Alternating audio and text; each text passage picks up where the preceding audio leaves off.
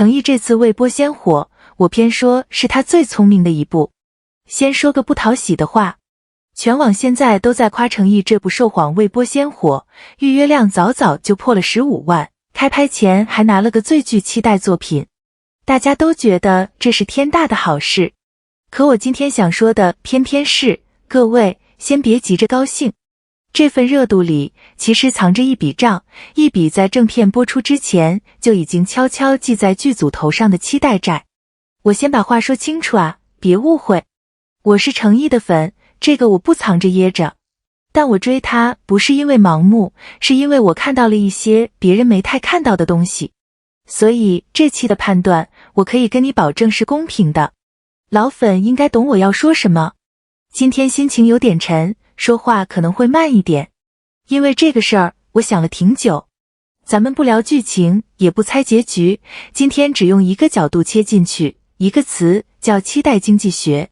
听完你再判断我说的对不对。那么问题来了，一部剧的热度到底是资产还是负担？咱们一层一层剥。第一层，你看到的事情是这样的，程毅这次接的《受谎》18集，港风犯罪刑侦悬疑，导演是陆剑清，就是寒战系列那位。班底里还有梁家辉、袁咏仪、莫文蔚这些名字。程毅演男主林彦廷，一个心理学家。这是他第一次挑时装剧，第一次站进这么一个电影级的岗位班底里，跟这些老戏骨正面斗戏。开播还没影呢，热度先起来了，预约破15万，各种氛围向的二创做得特别齐，一条比一条燃。翻译成人话就是，观众用行动给程毅投了一票，还是提前投的。你想想看，一个演员能让市场在正片都没出的时候就自发投这么多热情进去，这本身就是号召力的证明，这点跑不掉。所以第一层全是糖，大家夸的没错。但是等等，有个细节。第二层是媒体没怎么细说的。有句话我一直觉得说的特别狠，热度是真金白银，债也是。什么意思？你想啊，观众在预热阶段这么整齐的二创，这么统一的期待，等于是提前在心里给这部剧写好了一个剧本，这个角色应该长这样，这段关系应该这么走，结局应该给我一个什么样的反转。二创越整齐，观众心里那个标准答案就越统一越硬。然后正片一播，只要有一个地方跟大家脑补的不一样，注意啊，不是拍的不好，是跟预设不一样，落差感立刻就来了。这就是我说的期待债。预热把观众的期待值锁死了，正片的容错率等于是被市场自己提前压到了地板上。这里有个更微妙的东西，学术点讲叫集体投射 collective projection， 说白了就是观众等不及了，干脆自己先给剧组撒了一个期待之谎。他们写的那些前传，那些人物小传，其实是把自己想要的故事提前替剧组讲了一遍。等真片子来了，观众潜意识里比的不是片子好不好，而是跟我想的一不一样。这个机制怎么说呢？它很残酷。但我必须强调一件极其关键的事，这不是诚意的问题，这是所有真正的热剧都会碰到的通病。换任何一个有号召力的演员站在这个位置上，都会背上同一笔债。这是行业机制，不是个人短板。谁被市场爱得越深，这笔债记得就越重。其实想想，这甚至是一种幸福的烦恼，毕竟没热度的项目，连欠债的资格都没有。好，重点来了。第三层，如果说前两层是问题，那这一层是我今天最想让各位看到的东西。程毅这次的选择，恰恰是这个机制的解药。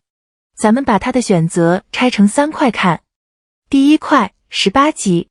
在2026年这个市场，短集数3个字本身就是一种态度。40集的剧要注水，观众都习惯了。可18集几乎没有注水的空间，每一集都得是干货，节奏的快，信息密度的高。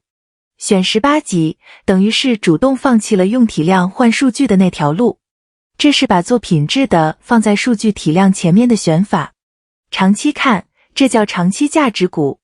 第二块，陆剑清，寒战系的电影班底。电影导演下凡拍剧，图什么？图的就是那个质感兜底。港式硬核悬疑最讲究火候，火候刚刚好，这道菜才越品越有味。